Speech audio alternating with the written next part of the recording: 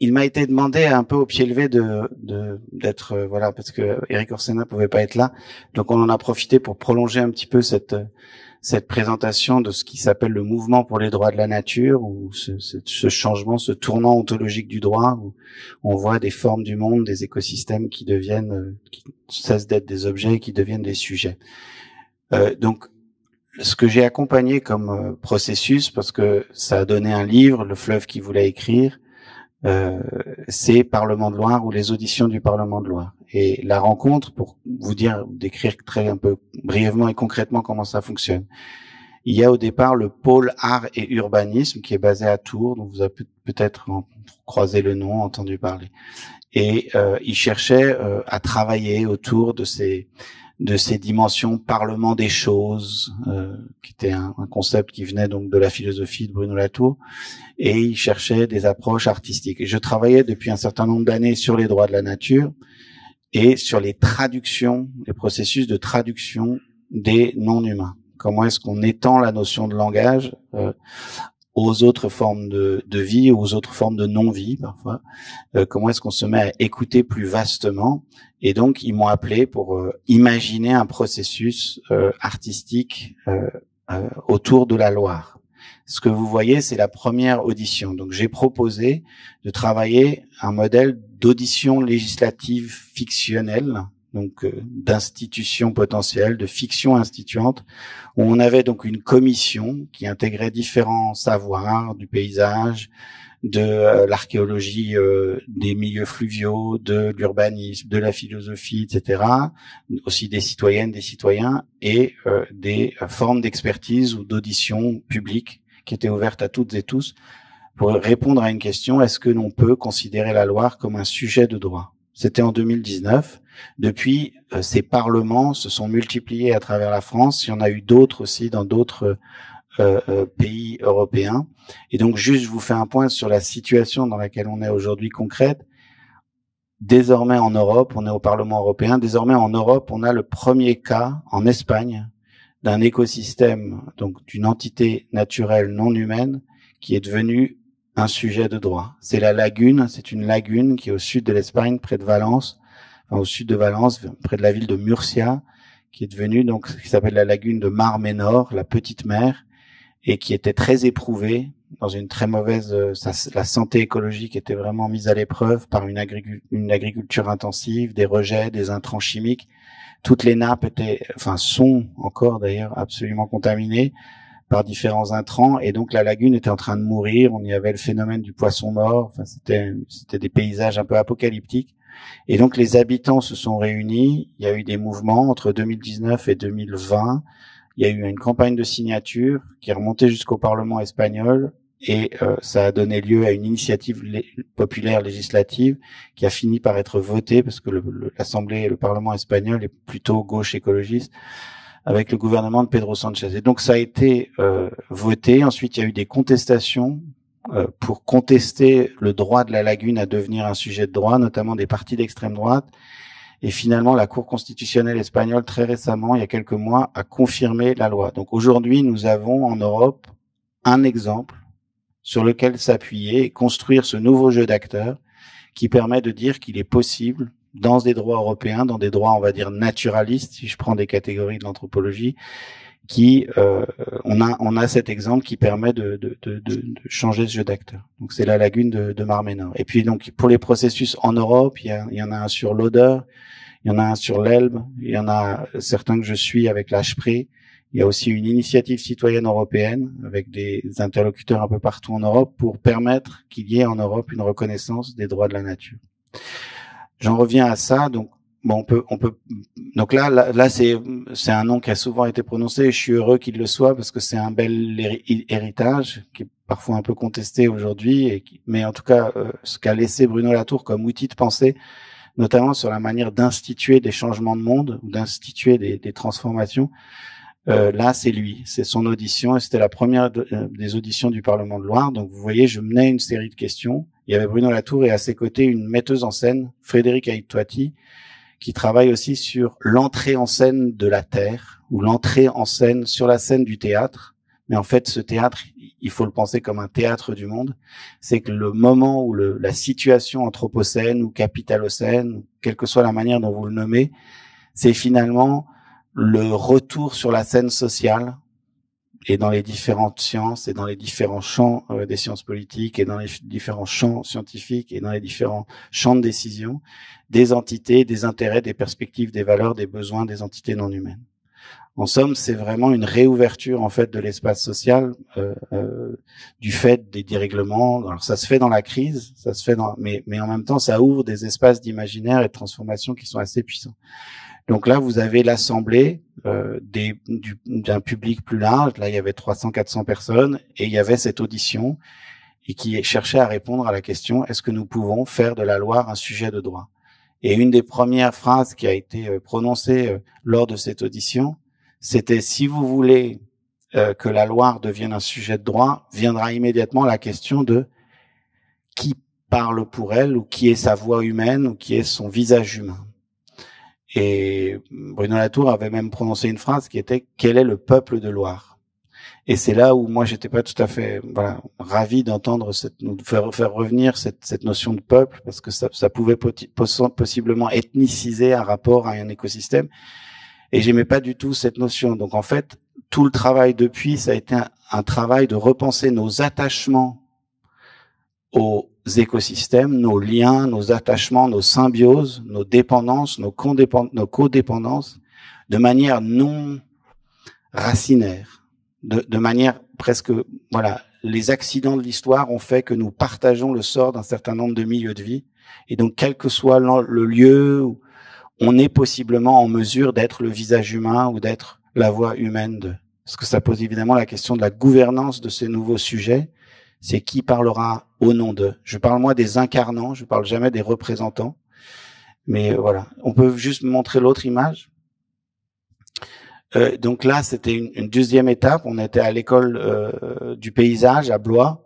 Ce sont deux juristes, Jacques Leroy et Jean-Pierre Marguenot, qui ont travaillé sur les droits, notamment le droit des animaux, mais qui faisaient part de leurs réflexions pour essayer d'expliquer comment, en droit, on arrivait, dans notre droit moderne, à absolument rendre cette transformation juridique possible.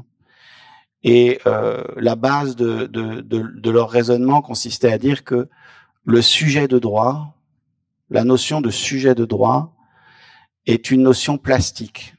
Et elle a été plastique, et il mentionnait le fait qu'à la fin du 19e siècle, les sujets de droit, on l'avait donné on avait reconnu comme sujet de droit des quotités d'argent. Donc c'est tout le moment où les personnes morales, je ne sais pas si vous entendez ce nom de personnes morales, mais l'ensemble des entreprises, associations, collectivités territoriales, États, etc. L'État, c'est une personne morale de droit public, les entreprises sont des personnes morales de droit privé. En fait, il revenait au 19e siècle en disant: mais on a la capacité de donner le statut de personne à ce que l'on souhaite valoriser socialement. À la fin du 19e, on était dans le temps d'un capitalisme ascendant qui croyait au progrès. Et il y avait cette question de comment est-ce que j'autonomise le patrimoine d'une entreprise, du patrimoine privé des personnes. Et donc le droit, dans sa plasticité, a reconnu que si un groupe d'actionnaires mettent de l'argent ensemble, ils pouvaient avoir des droits qui étaient autonomes des droits de chaque personne physique impliquée dans cette personne morale. Et donc la personne morale s'est autonomisée. Et aujourd'hui, nous vivons la crise des personnes morales d'une certaine façon, parce que les personnes morales de droit privé ont pris tellement d'importance, celles qui ont un rapport, disons, qui doivent cracher des dividendes, que en fait, le temps de la crise terrestre est un temps en fait d'une surpuissance d'un certain nombre de personnes, de méta-personnes, comme je les appelle. Et donc, moi, quand je décris ce qui est en train de nous arriver, c'est qu'on est en train d'essayer de faire naître d'autres méta-personnes qui seraient des personnes forêts, des personnes rivières, des personnes milieux, des personnes.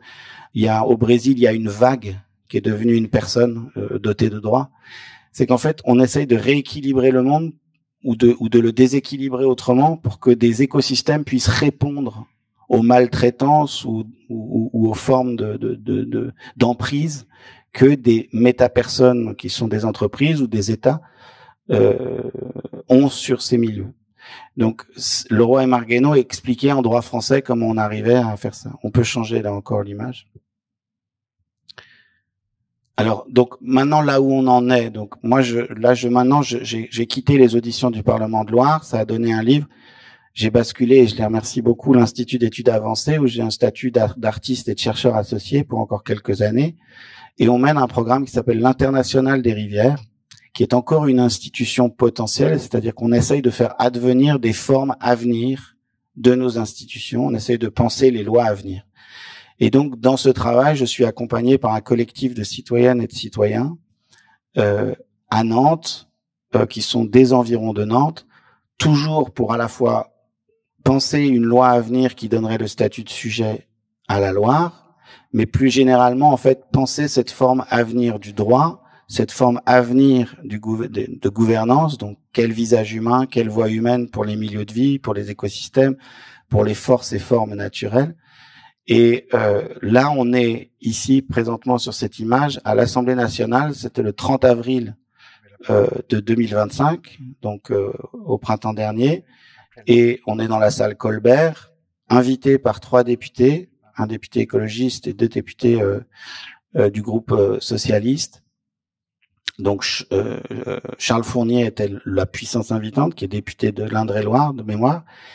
Et on est là pour présenter le résultat du travail de 3 ans qui a été conduit avec ces citoyennes, ces citoyens et des chercheurs, où on a écrit les lois à venir. Voilà, on a fait un pré-travail législatif qui aujourd'hui est entre les mains de l'Assemblée, avec donc ces textes à venir, ces textes pour des lois à venir, qui permettraient en droit français de reconnaître des personnes non humaines, que un autre juriste appelle aussi des entités naturelles juridiques, parce qu'il trouve que ça joli, ça fait l'acronyme ANGE. Personnellement, voilà, moi j'ai pas d'avis sur encore comment les nommer. Moi, je les appelle parfois des personnes non humaines individuelles. C'est par exemple si vous avez un projet d'infrastructure qui menace un grand arbre, un chêne qui a 300 ans, il peut être important dans la dynamique de protection, de conservation de cet arbre, de lui donner ponctuellement le statut de personne non humaine individuelle, donc ce grand arbre, pour qu'il puisse agir en justice, adossé par des associations, etc., etc.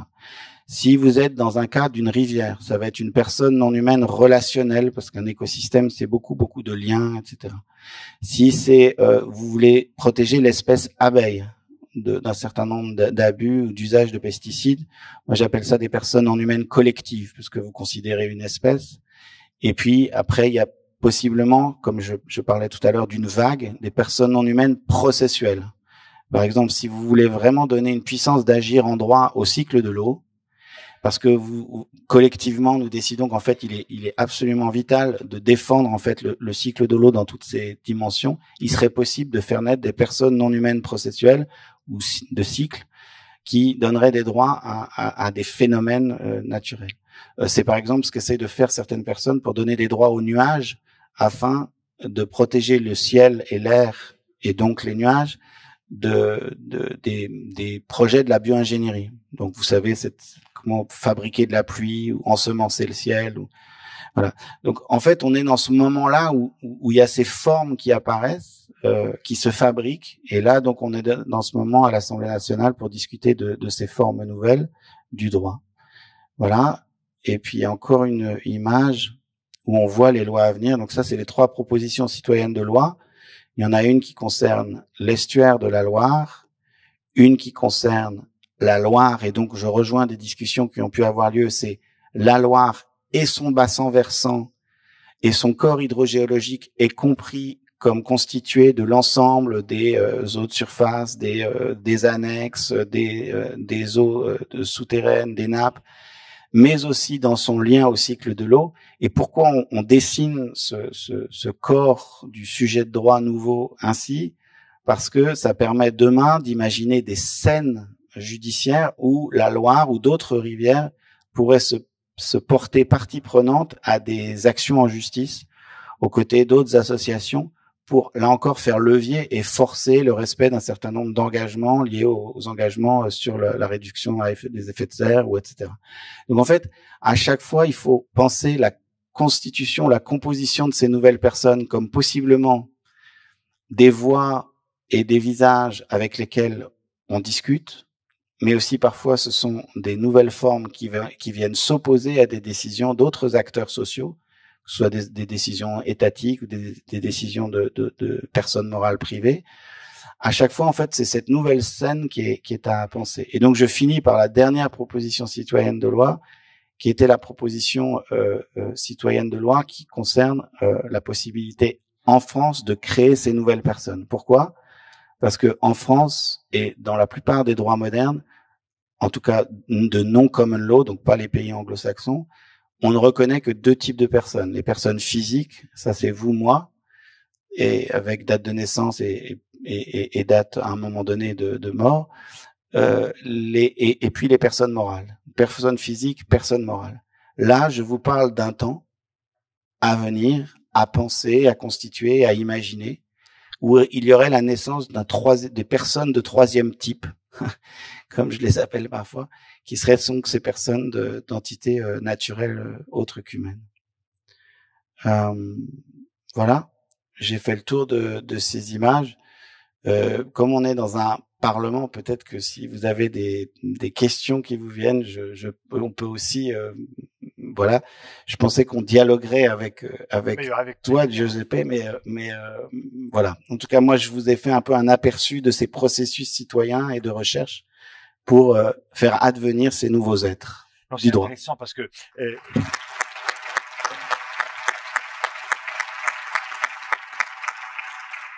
on oublie souvent que, effectivement, tu me diras si je me trompe, mais on oublie souvent que le droit et la loi en général n'est autre chose que le résultat d'une négociation de pouvoir entre parties. Et donc, c'est vrai qu'aujourd'hui, depuis des décennies désormais, mais aujourd'hui particulièrement, on est dans une situation où il y a une partie qui cherche à redéfinir ce jeu de pouvoir, à redéfinir des rôles, des existences au même niveau, au même statut. Et c'est vrai que c'est une discussion qui est très compliquée parce que définir la personnalité juridique donne déjà le problème de qui parlera, comme tu l'as mentionné toi-même, mais il y a aussi avec quelle stratégie, je veux dire, il faut vraiment sortir l'idée de vivre en prenant, mais vivre avec.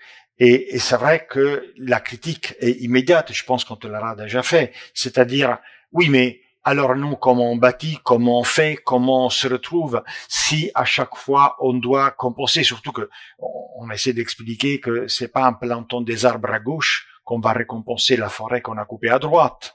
Il faut un siècle pour en faire une vraie forêt et non pas une plantation d'arbres. Ça, c'est un élément que je pense viendra régulièrement porté en avant par qui n'est pas d'accord et qui nous fera voir qu'effectivement c'est une histoire compliquée. En même temps, je suis passionné par tout ça parce que je comprends que c'est un moment de grande vivacité de ce point de vue. On est en train de se redéfinir. Ce à quoi ça me fait penser, cette objection, interrogation, c'est que donner un statut de personne ou de faire rentrer dans le jeu d'acteur social des êtres de la nature, des entités naturelles, c'est faire rentrer dans l'espace social humain le temps long. Ce qui est une dimension, en fait, qui nous manque, à dire vrai. Et donc, c'est prendre le risque qu'effectivement, le temps long, et donc le temps des générations futures, nous regarde et s'oppose en quelque sorte à des décisions du temps court. Lorsque tu dis, en fait, qu'on veut aménager, et il y a tout d'un coup une personne juridique autre qu'humaine qui nous dit, en fait, non, vous allez ménager. Ou alors, dans la négociation, qui va privilégier une technique plutôt qu'une autre, ou un projet plutôt qu'un autre. Donc moi, le monde que j'essaye de penser, c'est un monde où, en fait, on accueille en maturité la voie de temporalité tout autre, qui sont liées en fait à des temporalités aussi humaines, mais pour les générations futures. Et je pense que ça se construit sur la question de la gouvernance et des voies humaines. Je pense pas que ce soit très complexe. Je pense que ce seront des solutions qui seront toujours, comme la solution par exemple pour la Mar Menor en Espagne, est une première option. C'est un premier. On parle de design institutionnel. Il y a beaucoup de métiers du design institutionnel ici. Ce sont des designs institutionnels pour des personnes non humaines. On peut avoir plein de formes. Je parle parfois, moi, d'habits de gouvernance. Il y a plusieurs habits. Lorsque vous poursuivez des buts sociaux différents, vous allez créer soit une coopérative, soit une association, soit une SARL, soit une SA, soit ceci, soit cela. Dans la pléthore des acteurs à inventer, il y a aussi des habits qui poursuivent des objectifs sociaux différents. Et ce que j'essaye de penser, en fait, c'est l'autonomisation de ces acteurs non humains vis-à-vis, parce que il y a une étape préalable. C'est est-ce que nous croyons encore à l'État ou à ces différentes agences comme instance d'opposition et de régulation et de respect du temps des générations futures. Et la question, en fait, elle n'est pas tant pour accuser les acteurs étatiques que pour dire est-ce qu'ils en ont encore la possibilité? C'est-à-dire, est-ce qu'ils peuvent vraiment faire levier et nous protéger pour les générations futures? Et très souvent, on voit que dans les arbitrages, l'État est plus vraiment un acteur fiable. Je le dis vraiment avec le plus grand respect pour les institutions en général, mais je vois très bien que dans les négociations, très souvent, parce qu'il s'agit de créer des emplois ou parce que, en fait, la priorisation va sur l'intérêt humain, voire l'intérêt d'un milieu de vie, d'un bassin de vie, etc. Et donc, en fait, en faisant naître des acteurs non humains, en leur donnant une puissance d'agir, possiblement on obtient des acteurs étatiques qui prennent d'autres décisions qui seraient des décisions en faveur de ces temporalités des générations futures. Donc ça, moi, c'est ce que je vais essayer de chercher. Et là où je vais un peu plus loin que les cadres des droits de la nature dans la recherche, c'est que j'essaye de penser comment est-ce que la voie, par exemple, de la rivière s'autonomise. Et en fait, là, moi, je suis reparti de la notion de travail.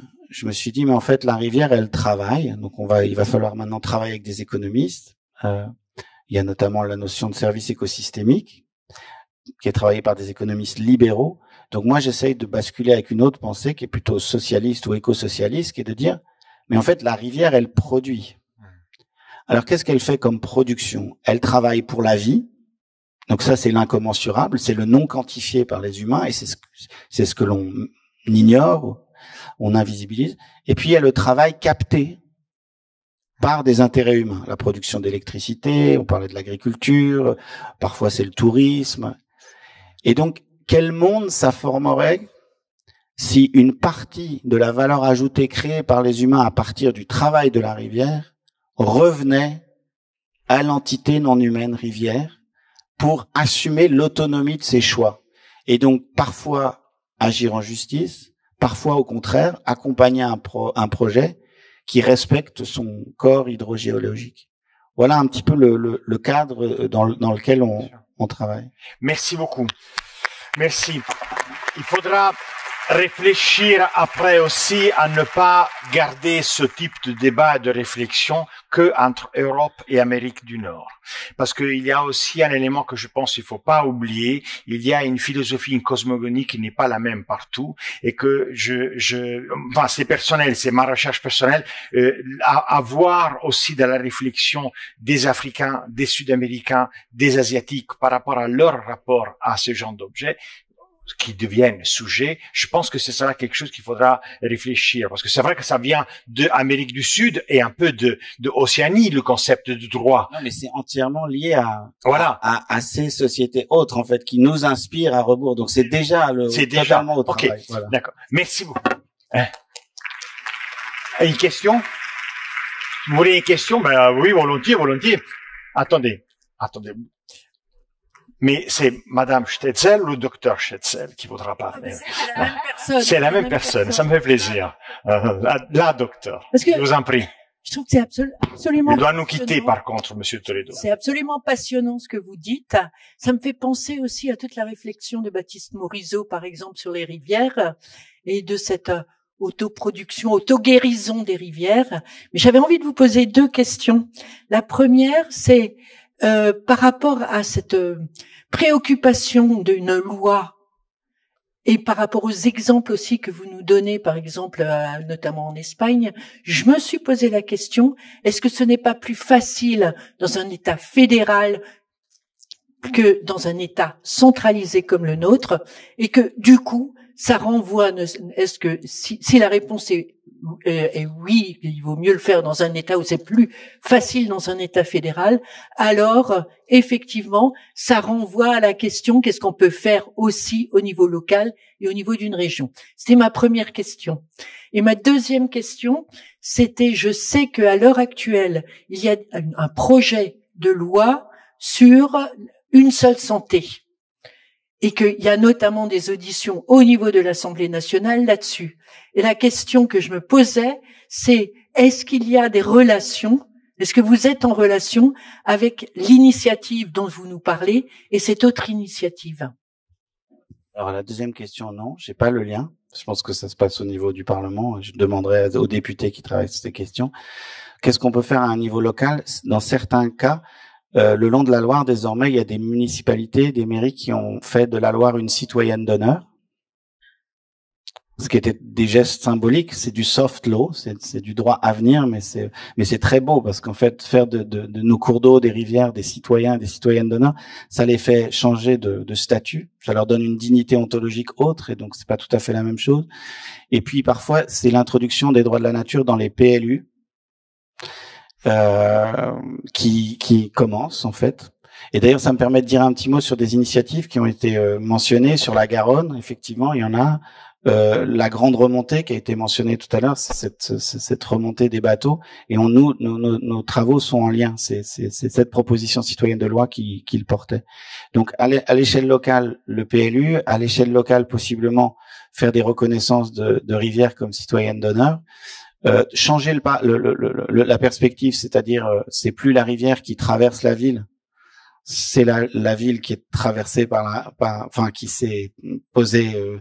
Donc en fait, à chaque fois, c'est ces micro-déplacements. Par exemple aussi, lorsque je travaillais sur les droits de la Loire, avec les auditions du Parlement de Loire, il y a eu ce moment où les personnes me disaient « Ah tiens, c'est formidable parce qu'en suivant les travaux, maintenant, lorsque je vais me baigner, je ne me baigne plus dans une chose, je me baigne dans une personne. » Et en fait, et c'était très beau parce qu'il a été évoqué cette question d'un peu de l'hydroféminisme, mais se baigner dans une personne, c'est revenir à un rapport à la terre-mère. Tu parlais des autres cosmovisions, qui est, en fait, je suis d'une certaine façon jamais vraiment totalement sorti du ventre de ma mère. Je suis encore là, à l'intérieur d'un espace habitable, en fait, qu'il est pour nous toutes et tous et duquel on dépend pour vivre.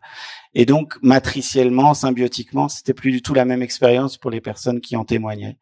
Et donc, en fait, toutes les échelles sont concernées par ce changement de monde. Je dois juste aborder un point, c'est que donc, il y a eu des débats avec Baptiste, et Baptiste Morisot est plutôt craintif. Enfin, il est réservé sur ces questions des droits de la nature parce il craint le gap représentatif ou la trahison, c'est-à-dire la façon dont les visages humains d'une entité X pourraient en quelque sorte trahir les intérêts, les besoins, les valeurs et les perspectives de ces grands êtres autres. Voilà. Merci beaucoup. Merci.